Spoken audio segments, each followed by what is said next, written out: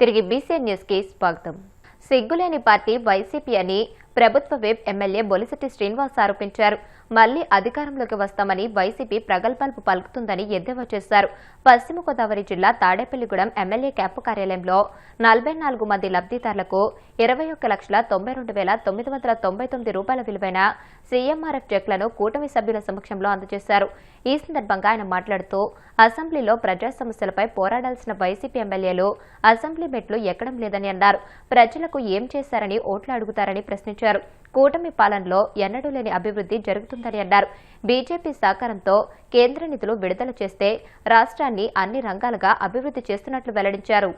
ముఖ్యమంత్రి చంద్రబాబు నాయుడు గారు కూటమి ప్రభుత్వం ఏర్పడిన తర్వాత మనం దాదాపుగా 4,50,00,000 రూపాయల చెక్కులను ఇవ్వగలిగాం. అది మనకు చాలా సహాయం చేశారు. ఆయనకి ఎప్పుడు రుణపడి ఉంటాం. ఎందుకంటే సామాన్యుని ఆదుకునే విధంగా ఆయన ఎంత కష్టాల్లో ఉన్నా ఈ సీఎం రిలీఫ్ ఫండ్ చెక్కులు మొత్తం దేశం అంతా రాష్ట్రం అంతా కూడా ఇవ్వడం జరుగుతుంది. దాదాపు 895 కోట్ల రూపాయలని ఇవాళ పేద ప్రజల కోసం ఇచ్చారంటే అది ఆలోచన చేయవలసిన విషయం.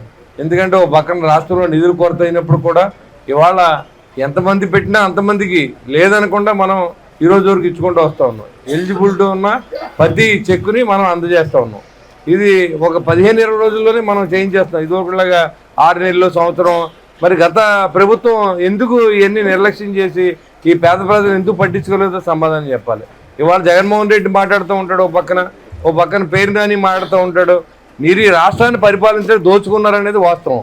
అది మానేసి మీరు ఇప్పుడు పనిచేసే పవన్ కళ్యాణ్ గారిని కానీ, చంద్రబాబు నాయుడు గారిని కానీ, లోకేష్ గారిని కానీ, అదేవిధంగా బీజేపీ నాయకులు నరేంద్ర మోడీ గారి గురించి, కూటమి గురించి మాట్లాడే అర్హత మీకు లేదు.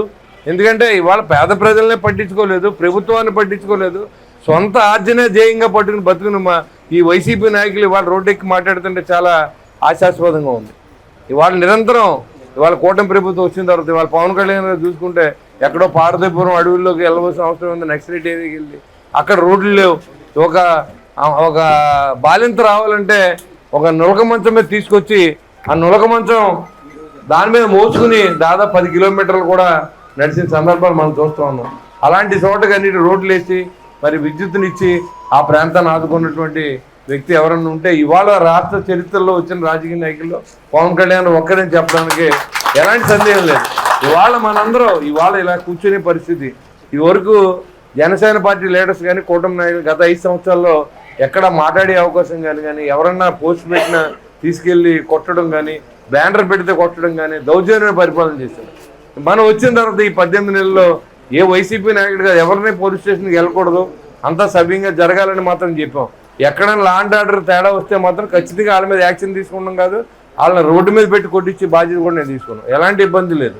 రౌడీజం అనేది లేకుండా చేయాలని మనం చేయం. అదేవిధంగా మరి ఈరోజు మీరందరూ సహకారంతో ఇవాళ ఎమ్మెల్యేని అయ్యాను నేను అంటే దానికి కారణం నాతో పాటు ఎంతోమంది వందలాది కిలోమీటర్లో పాదయాత్ర చేశారు. నన్ను ఏకగ్రీవంగా ఇక్కడ నిలబెట్టి మీకు అందరూ సేవ చేసే అవకాశం కల్పించినందుకు ముందుగా వారందరికీ నా ధన్యవాదాలు. పవర్ ఉంటేనే మనం 10 మంది సాయం చేయగలం. మీరు ఏదైతే ఓటేసి మమ్మల్ని గెలిపించారో ఆ ఓట్లు మీకోసం వాడాలని నేను పదే చెప్తున్నాను, మళ్ళీ చెప్తున్నాను. మనం ఏదైనా కానీ ఎవరు పార్షియాలిటీ లేకుండా ప్రభుత్వం నుంచి వచ్చే ప్రతి రూపాయి వందే మాత్రం గీతం 150 ఏళ్లు పూర్తి చేసుకున్న సందర్భంగా కేంద్ర పారిశ్రామిక భద్రతా దళం CISF దేశవ్యాప్తంగా వందే మాత్రం కోస్టల్ సైక్లోథాన్ 2026ను నిర్వహిస్తుంది. CISF DIG doctor MG Raghavendra Kumar విశాఖలో ఈ వివరాలను వెల్లడించారు. జనవరి 28 నుండి ఫిబ్రవరి 22 వరకు 25 రోజుల పాటు సాగే ఈ సైకిల్ యాత్ర 9 తీర ప్రాంత రాష్ట్రాల్లో సుమారు 6,500 కిలోమీటర్లు కొనసాగుతుందని అన్నారు. తీర ప్రాంత భద్రతపై ప్రజల్లో అవగాహన కల్పించడం, మత్స్యకారులను, యువతను దేశ రక్షణలో భాగస్వాములను చేయడం ఈ కార్యక్రమ ప్రధాన లక్ష్యమని అన్నారు. దేశ ఆర్థిక వ్యవస్థకు వెన్నెముకగా ఉన్న సముద్ర తీరాల ప్రాముఖ్యతను చాటి చెబుతూ జాతీయ సమైక్యతను పెంపొందించే దిశగా ఈ యాత్ర కొనసాగుతుందని తెలియజేశారు. CISF వందే మాత్రం కోస్టల్ సైక్లోథాన్ 2026 ఈ సురక్షిత తటం సమృద్ధ భారతం అనే థీమ్ మీద ఆధారపడింది. మన సైక్లోథాన్ ఆర్గనైజేషన్ 2nd ఎడిషన్ ఇది. 2nd ఎడిషన్ 28 జనవరి నుంచి 22 ఫిబ్రవరి 2026 దాకా ఉంటుంది.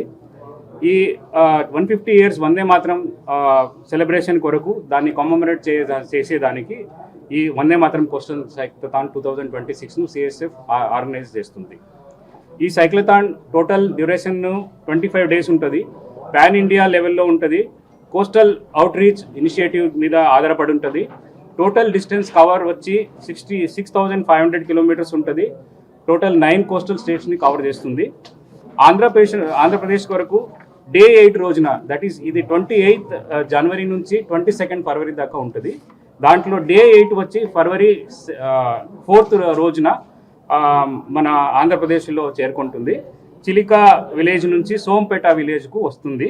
That will be the day 8. అక్కడ నుంచి సోంపేట నుంచి శ్రీకాకుళం నుంచి విశాఖపట్నం వచ్చి డే 11లో ఉంటుంది.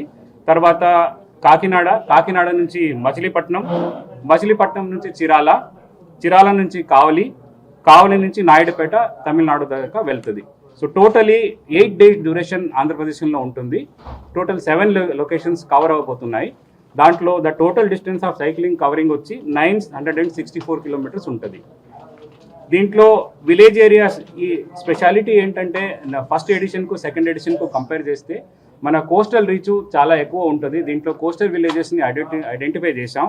ఈ కోస్టల్ విలేజెస్లో మన కమ్యూనిటీ పార్టిసిపేషన్స్లు, చాలా స్కూల్ చిల్డ్రన్స్తో కల్చరల్ ప్రోగ్రామ్స్, వాళ్ళ ఎంగేజ్మెంటు, నేషనల్ ఇంటిగ్రిటీ వరకు, తర్వాత సెక్యూరిటీ ఫోర్సెస్లో రిక్రూట్మెంట్ కొరకు వాళ్ళతో అవేర్నెస్ చేయడం, ఆ తర్వాత వాళ్ళకు దీని గురించి నాలెడ్జ్ ఇవ్వడం, నేషనల్ ఇంటిగ్రిటీ గురించి ఎంకరేజ్ చేసేలా కల్చరల్ ప్రోగ్రామ్స్ అరేంజ్ చేయడం, కమ్యూనిటీ ఎంగేజ్మెంట్ చేయడం, ఇలాంటి చాలా ప్రోగ్రామ్స్ ఉంటాయి.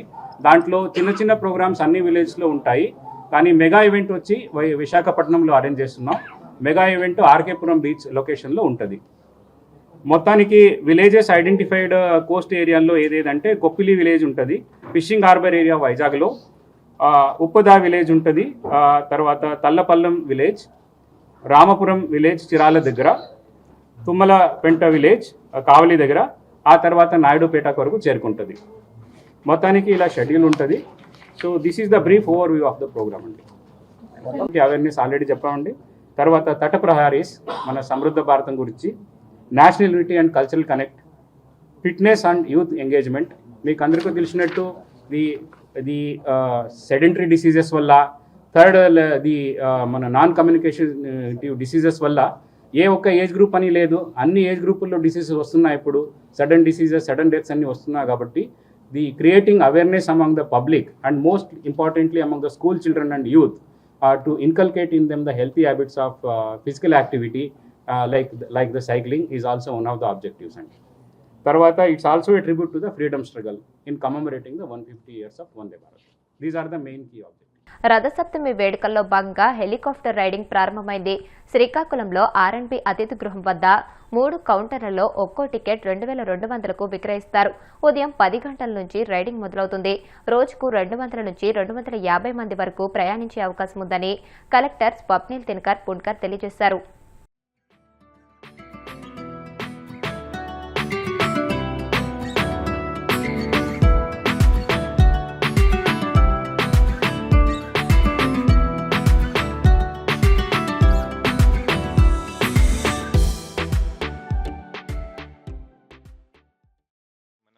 రథసప్తమి సిక్కోలు ఉత్సవాలు మనం జరిపించాం.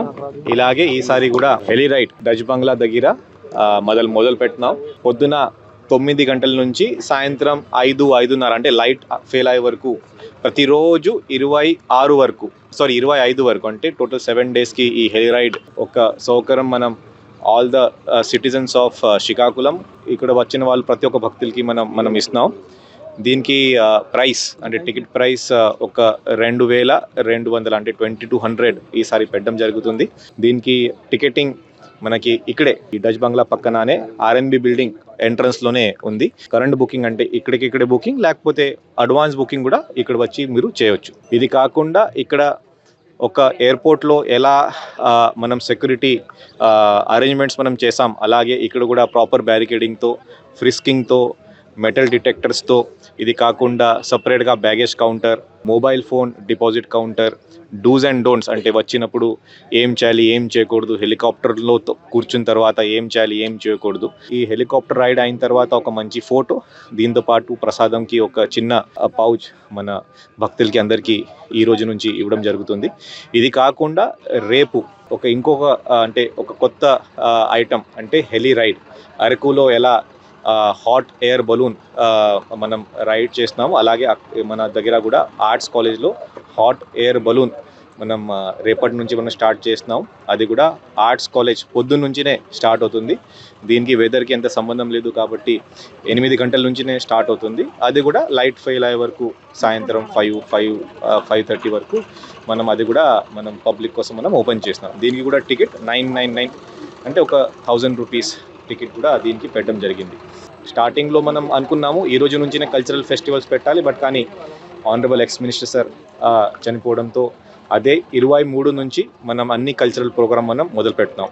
బట్ కానీ కొన్ని వేరే ఐటమ్స్ లైక్ ఫుడ్ స్టాల్స్ కానీ ఈ డ్వాక్రా బజార్ కానీ అన్నీ ఈ రోజు నుంచినే కేవీ స్టేడియం కోడి రమణమూర్తి స్టేడియంలో మనం మొదలు పెట్టాం.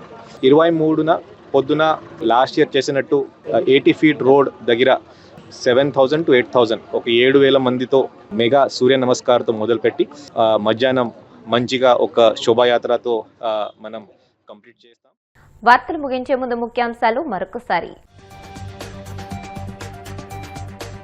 ఏపీలో పెట్టుబడులకు స్విస్ కంపెనీలను ప్రోత్సహించండి. స్విస్ లో భారత రాయబారి మృదుల్ కుమార్ కు మంత్రి నారా లోకేష్ విజ్ఞప్తి. దళితులు, క్రైస్తవులు, మైనార్టీ వర్గాలకు సేవ చేయడం తన నిరంతర కోరికన్న మంత్రి నిమ్మల. పాలకొల్లు నియోజకవర్గంలో పలు అభివృద్ధి కార్యక్రమాలకు శంకుస్థాపన. కూటమి పాలనలో రాష్ట్రంలో యథేచ్ఛగా భూపందేరానికి పాల్పడుతున్నారన్న మాజీ మంత్రి కన్నబాబు. కప్పు టీ కన్నా కారు చౌకగా ఎకరా భూమిని కట్టబెడుతున్నారని ఆగ్రహం. 1997లో తొలిసారి దావోస్ వెళ్లి రాష్ట్ర స్థాయిలో పెట్టుబడులు పెట్టాలని కోరిన తొలి CM Chandrababu. AP biodiversity board chairman Vijay Kumar వెల్లడి. ఈ వార్తలింతటితో సమాప్తం. మరిన్ని వార్తల కోసం BCN digital YouTube channel, Facebook page ని ఫాలో అవ్వండి. అప్డేటెడ్ వార్తల కోసం ప్లీజ్ సబ్స్క్రైబ్.